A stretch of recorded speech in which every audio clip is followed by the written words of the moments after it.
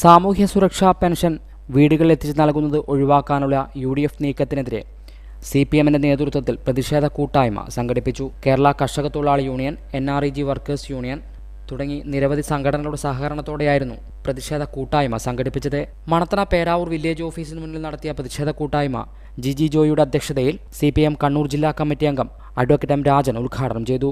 സാമൂഹ്യ സുരക്ഷാ പെൻഷൻ വാങ്ങുന്നവരുടെ പ്രശ്നം ഏറ്റുകൊണ്ടാണ് സംസ്ഥാനത്തെമ്പാടും വില്ലേജ് ഓഫീസുകൾക്ക് മുന്നിലും ചില തിരഞ്ഞെടുക്കപ്പെട്ട സംസ്ഥാന സർക്കാർ ഓഫീസുകൾക്ക് മുന്നിലും പ്രതിഷേധ പരിപാടി സംഘടിപ്പിക്കാൻ തീരുമാനിച്ചത്.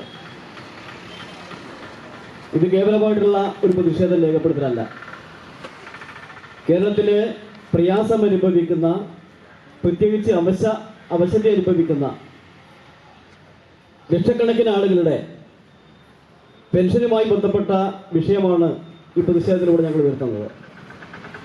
നിങ്ങളെല്ലാം ഇതിനകം മനസ്സിലാക്കിയിട്ടുണ്ടാകും.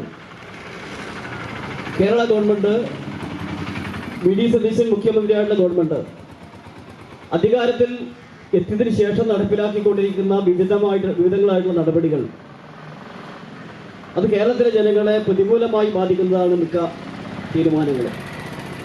അതിലേറ്റവും പ്രധാനപ്പെട്ട ഒന്നാണ് പെൻഷൻ വാങ്ങുന്നവരുടെ പെൻഷൻ.